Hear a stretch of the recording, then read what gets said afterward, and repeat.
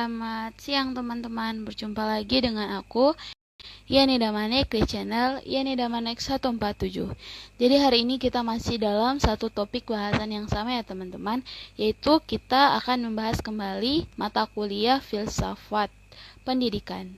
Nah, untuk hari ini kita akan masuk ke bab 5, yaitu mengenai ontologi, epistemologi, dan aksiologi.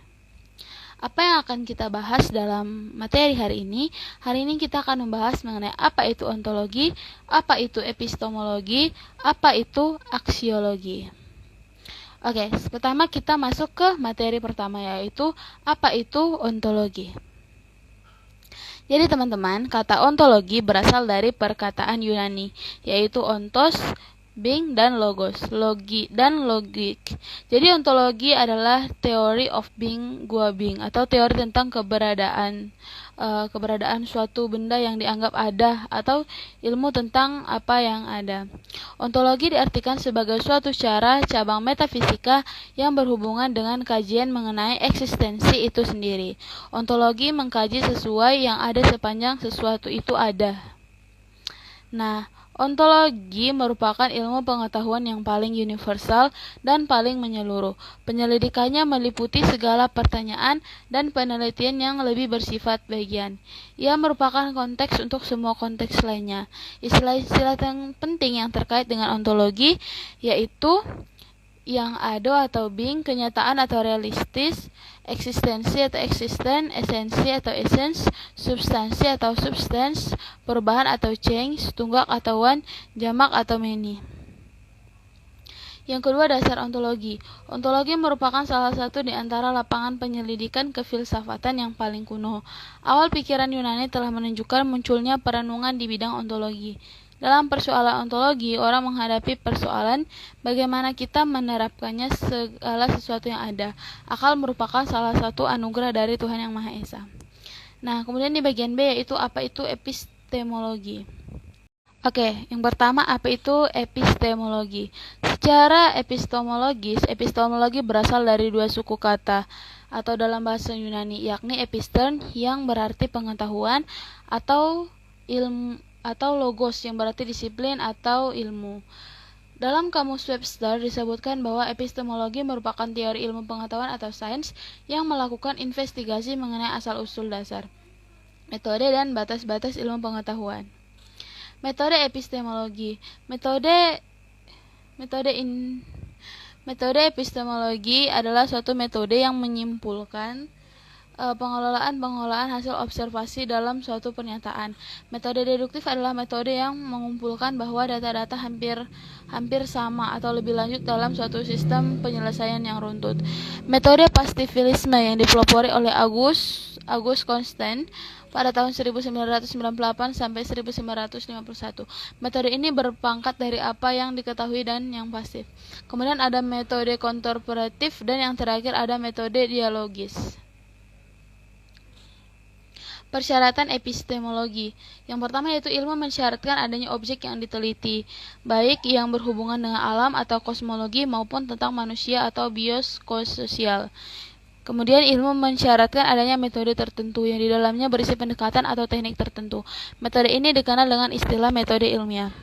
Kemudian pokok permasalahan atau subject matter atau focus of interest. Ilmu yang mensyaratkan adanya pokok permasalahan yang akan dikaji. Kemudian aliran epistemologi. Aliran epistemologi itu ada 3, yaitu aliran empirisme yang merupakan orientasi filsafat yang berhubungan dengan kemunculan ilmu pengetahuan modern dan metode ilmiah. Kemudian realisme. Dalam pemikiran filsafat, realisme berpandangan bahwa kenyataan tidaklah terbatas pada pengalaman indera ataupun gagasan yang terbangun dari dalam. Kemudian idealisme. Idealisme adalah tradisi pemikiran filsafat yang berpandangan bahwa doktrin tentang realistis eksternal yang tidak dapat dipahami secara terpisah dari kesadaran manusia. Nah, kemudian kita masuk ke bagian C yang mengenai apa itu aksiologi. Diskusi tentang aksiologi menjadi amat menarik karena melibatkan peran dan sumbangsi ilmu Ekspansi ilmu kepada masyarakat secara luas. Jadi berikut ini merupakan tanggung jawab ilmuwan dalam yang dimiliki. Dari sini aksiologi merupakan tujuan utama dari segala sesuatu yang diperoleh. Sebab nilai aksiologi menjadi pertimbangan utama bagi perkembangan lanjut sebuah ilmu pengetahuan.